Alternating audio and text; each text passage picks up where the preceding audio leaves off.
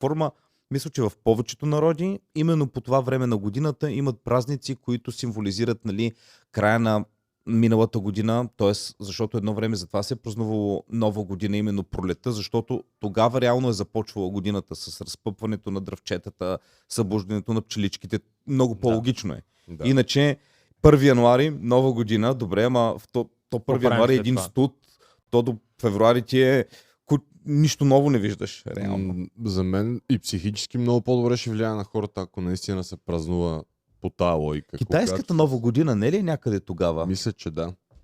Китайската нова година е точно.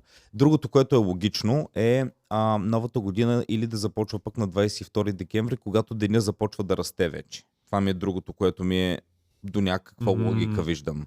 Деня започва да се увеличава. Тогава ли се увеличаваше? На 22 декември започва да се увеличава деня, да. Да, обаче трудно може един обикновен човек на село да си го измери точно в кой ден. Докато цъфналото дръвче... Да, ама Иване, цъфналото дръвче в Стокхолм и в Турция е май по различно време идват. Те Байпешо си го празнува в България по различно време новата година. Ама, нали, всеки може да си го празнува по нова година. Трябва да имаме поне чисто от гледна точка на статистика и логистика по целия свят. Така казано да. Обаче някой може горе-долу да им го... Мартеницата не е ли също нова година реално? Мартеница точно и тя... Първа пролет горе-долу. Аз март примерно... месец вече пролета идва. Слагаш я преди първата пролет, но я махаш на различна дата, в зависимост кога ще настъпи пролетта. Когато цъфне дръвчето, връзваш. Когато цъфне дръвчето, или аз както знаех, като видиш търкел и то да лети.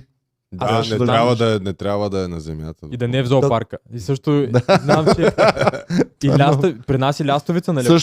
Също лястовица, нали? Вие знаете. И лястовица, да, при нас. За търкел или лястовица? Не, лястовица за първи път живот си чува. Така ли? Защото аз разбрах, че някои хора не го знаят. Това пък при нас се знае. Аз винаги съм се знал, че е стъркел или лястовица. Те не идват ли по-късно лястовиците?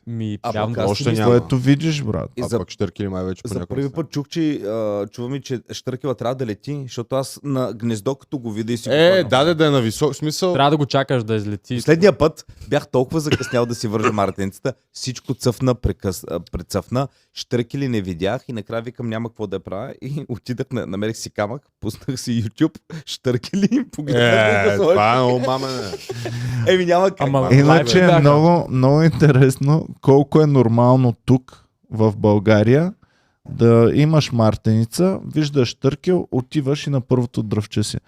В чужбина, като съм имал, защото аз като живеех в Виена, са ми подарявали мартеници. Други българи, да.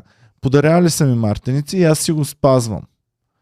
И като видя цъфнало дръвче, да сложа няма австриец. И съм малко, ако ме заснеме някой, може да ме репорнат за вандализъм. Нещо е такова, защото нали, странно е, когато... И гледай колко е нормално, ако при теб е прието за нормално, е едно. Ако е прието от обществото за ненормално, е тотално друго извън контекст. Представи си, ти си чужденец, за първи път идваш в България, някъде април месец. Минаваш и гледаш дървета, вече те са прецъфтели. Виждаш дръвчета и всички вързани разни бели и червени кончета и се чудиш какво става. Да. Това ще е много странно. Но изглежда красиво, нали? Поне е хубаво, нали? Не е някакво... Това е готиното, че като отидеш в чужбина и като видиш някъде върху дръвче мартеница и викаш